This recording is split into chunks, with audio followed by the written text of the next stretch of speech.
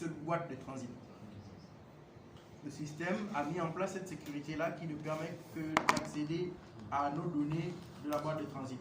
Voici pourquoi vous remarquerez que toutes ces données-là, le commissionnaire a créé, c'est Sogetra, qui cette colonne-là. Est-ce que je peux zoomer un peu?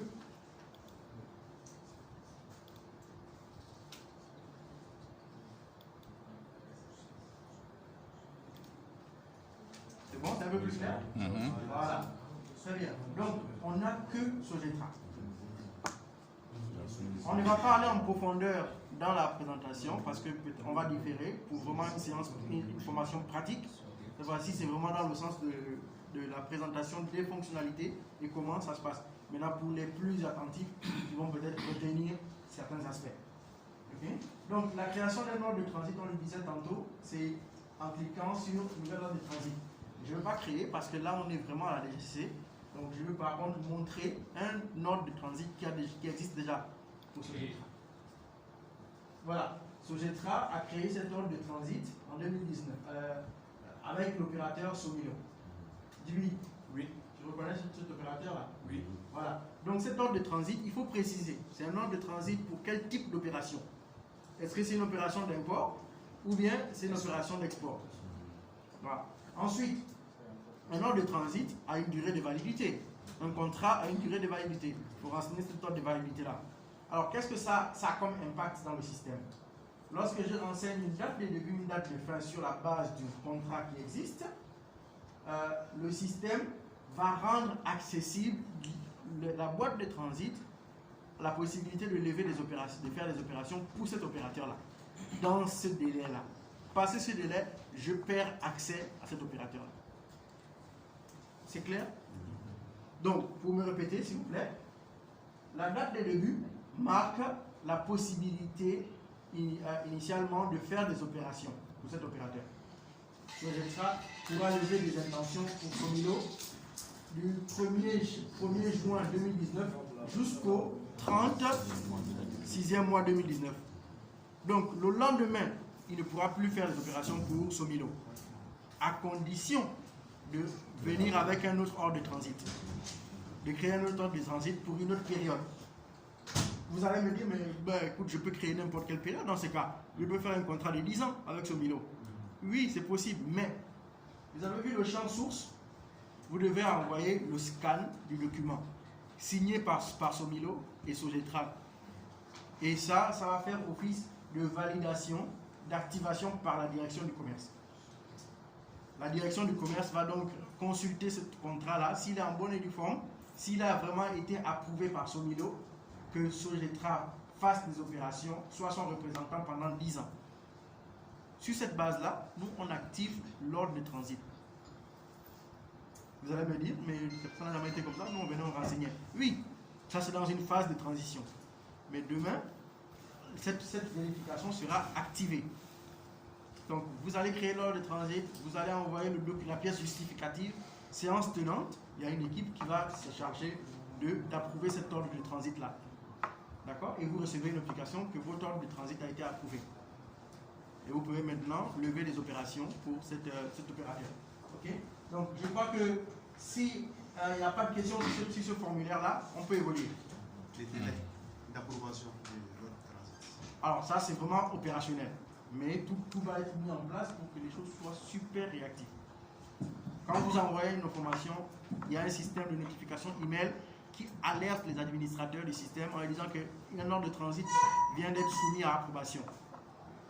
Donc, l'opérationnel va tout de suite se mettre en place pour pouvoir, les 5 minutes, les 10 minutes qui suivent, approuver cela. Donc, un dossier, un ordre de transit qui a une durée de validité de 6 mois, vous permettrait quand même qu'on fasse un traitement de 5 de 15 minutes sur ce dossier-là. Pour vous donner accès à cet opérateur pendant 6 mois, pendant 1 an. D'accord? Maintenant, après, avec les boîtes de transit, ce processus va être affiné pour vraiment bien prendre en compte leurs besoins. Parce qu'à l'initial, ça n'existait pas dans le système. C'est une demande qui émanait des membres des transitaires. Ils ont dit non, aujourd'hui il y a un certain comportement, on voudrait que vous incluiez cette fonctionnalité d'ordre de transit dans le système pour un peu réglementer les collaborations avec les opérateurs. Ça a été intégré et voilà, aujourd'hui c'est opérationnel. Donc, un ordre de transit, on l'a dit tantôt, ça permet d'ouvrir un dossier. Le dossier, c'est ce qu'on appelle techniquement les DVT, dossier virtuel de transaction. Un dossier est ouvert à partir d'un ordre de transit. Dans un dossier, on va rattacher l'intention. Dans un dossier, on va joindre des fichiers. On en a parlé tout à l'heure. Donc, quand moi je vais devoir envoyer la lettre, le connaissement, je dois l'intégrer dans un dossier qui est préalablement créé. Pour que lorsqu'on demande au système, donne-moi le contenu d'un dossier 2021 IMP 00320, il puisse me regrouper toutes les pièces justificatives et toutes les données au même endroit. Voici à quoi sert le dossier virtuel. Donc pour créer un dossier, on clique sur créer un dossier. Cliquez ici pour créer un dossier à partir de cette côté. Voilà. Donc le fait qu'on soit à distance, il y a un temps de réaction. Ça tourne. Et voilà, le formulaire de création du dossier. D'accord? Qu'est-ce qu'on fait? Qui se rappelle de ce qu'on fait pour pouvoir créer un dossier? On a besoin de quoi? On connaît déjà l'opérateur. On a besoin du fournisseur. La banque de domiciliation. Exactement. On a besoin du fournisseur. On a besoin de la banque de domiciliation. La destination, c'est pas ici. Donc, je ne vais pas créer un dossier, mais je veux ouvrir un dossier existant. Comme je l'ai dit, on ne va pas insérer les données. On est sur le système SIGOS de la DGCC. On est sur la donnée réelle. Donc, voici, lorsqu'un ordre de transit a été créé, on ouvre un dossier où apparaît pour Sogetra la liste des dossiers. Comment accéder à l'ensemble des dossiers de Sogetra? Donc, c'est dans l'onglet dossier. D'accord? Ça, c'est l'ensemble des dossiers. Par exemple, vous voyez Capital Drilling, ce sont des clients, ce sont des collaborateurs. Oui, je vais trop vite. Oui. Oui, c'est pour par rapport à l'approche. Est-ce qu'on va attendre que vous terminez avant de poser des questions? Voilà, parce que certains commencent déjà à vouloir poser des questions. Oui, en fait, j'étais dans une lancée. Voici pourquoi j'ai voulu un peu arriver. Mais je m'arrête pour qu'on puisse répondre à vos questions. Si c'est un droit comme dans le cas des Sogetra ici, Oui. est-ce qu'on est obligé de renseigner le champ source? Oui, dans tous les cas, oui. Mais attention, j'ai dit pour le moment, cette fonctionnalité de contrôle et de validation de l'OT n'est pas encore effective. Donc c'est vraiment à votre, on fait appel à votre honnêteté. Si vous avez un contrat de 6 mois avec l'opérateur, indiquez une plage de 6 mois. Le début de ce contrat et la fin de ce contrat. Parce que pour le moment, la DGCC n'est pas très regardante sur la durée. Mais quand on va réellement activer cette gestion-là, là vous serez contraint d'envoyer la pièce justificative. Parce que vous allez nous communiquer les dates. Est-ce que ces dates-là sont concordantes avec le fichier que vous nous allez envoyer? Est-ce qu'on fait la part des choses? Donc, demain, si le self-service est relancé, ne scannez pas les ordres de transit. Mais on va vous informer au moment où le contrôle des ordres de transit va se faire. Et là, il va falloir scanner.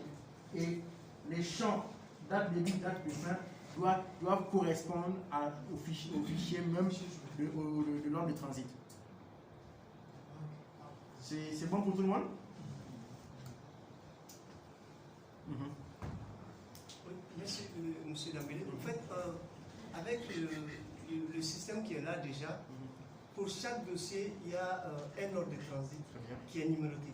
Mais avec ce système-là, moi, je vois qu'il y a juste un ordre de transit, c'est-à-dire le contrat entre la société de transit et puis la société importatrice.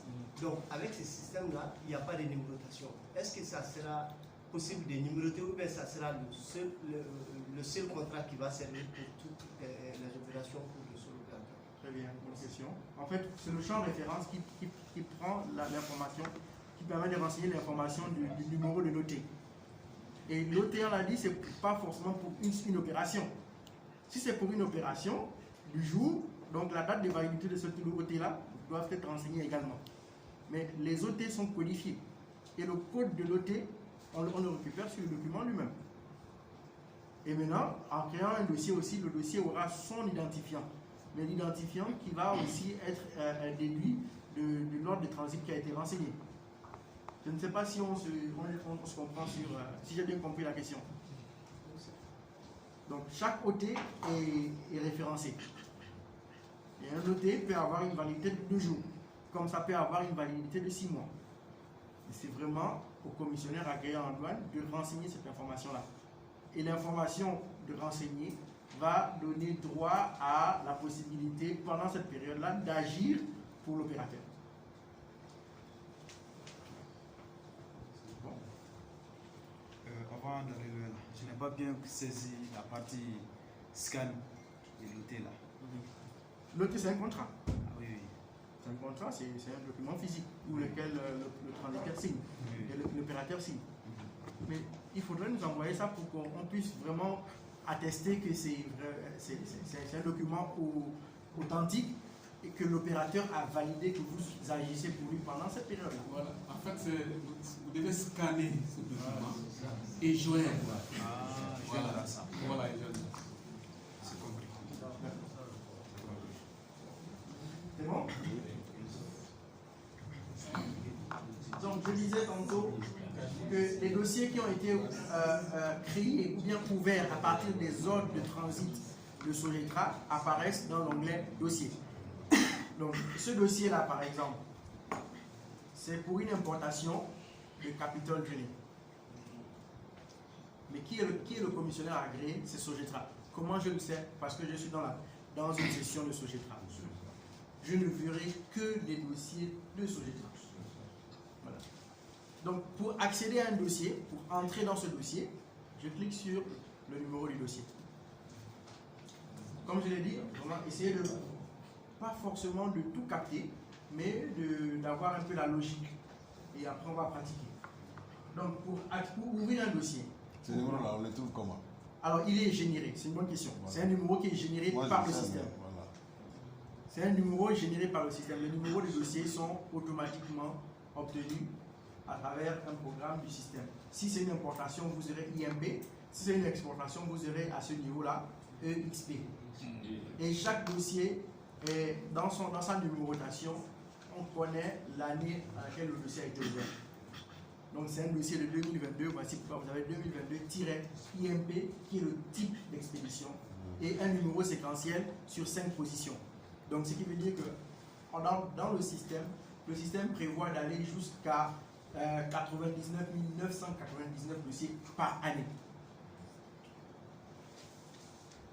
Annuellement, la DGCC est en mesure d'ouvrir 99 000, disons 100 000 dossiers. C'est pour ça que c'est très difficile à dire, mais bon, avec toutes les ambitions qu'on a aujourd'hui, peut-être qu'on voudrait avoir 200 000 dossiers. D'accord? Mais le système permet cela. On a dit qu'un système pareil doit être flexible. Il doit s'adapter aux évolutions du commerce. Donc, le dossier est créé. Comment accéder aux informations de ce dossier? Donc, je clique sur le numéro du dossier. Ça tourne. Voilà. Donc, je suis dans le dossier. C'est un ordre. Le dossier, regardez le champ, ici. C'est le champ ordre de transit qui a été utilisé pour ouvrir ce dossier-là. C'est l'ordre de transit 000185. C'est ce ordre de transit-là qui a été utilisé pour ouvrir le dossier. Dans cet ordre de transit-là, qui est le client? Qui va fournir la marchandise à qui? À Capital Drilling, c'est ça? Donc, le fournisseur, c'est Drill Equipment. C'est lui qui doit fournir. C'est lui qui doit fournir. Quelle est la banque de domiciliation? On a la liste de toutes les banques habilitées à recevoir les domiciliations dans le système. Donc, il faut également sélectionner la banque. Une fois que c'est fait, nous allons cliquer sur Créer, mais comme c'est un dossier qui a été créé, nous permet seulement d'appliquer des modifications. Alors, un dossier, c'est pour l'expédition des marchandises. Donc, il faut renseigner également ligne par ligne. Comment on renseigne une marchandise? Lorsque le dossier est créé, on a cette zone-là qui apparaît. C'est là où on renseigne les produits. Les produits qui sont sur la facture proforma, c'est ici qu'on les renseigne. Position tarifaire, désignation, origine, l'état du produit, la valeur. Donc, on renseigne ces informations-là. Si un champ obligatoire n'est pas renseigné, le système va alerter. dire attention, vous n'avez pas communiqué l'état du produit. C'est obligatoire. On a besoin de savoir si c'est neuf ou bien c'est usagé. Vous n'avez pas communiqué l'origine. C'est une valeur obligatoire. Le système va alerter. Oui, je voulais savoir, j'ai une petite préoccupation. Est-ce que deux bureaux peuvent utiliser un seul opérateur? C'est-à-dire qu'il y a des opérateurs qui ne travaillent pas avec un seul bureau de transit. Est-ce que c'est possible de travailler sur ça dans ce système? Très bien. Le système ne se détache pas de la pratique. Donc, non, si on se comprend, le système ne se détache pas de la pratique. Qu'est-ce qui est fait aujourd'hui qui est réglementaire? Si un opérateur doit collaborer avec plusieurs ordres de transit, le système également le permet. Et oui, donc pour répondre définitivement, le système permet que plusieurs transitaires fassent des opérations pour un même opérateur à condition d'avoir un ordre de transit en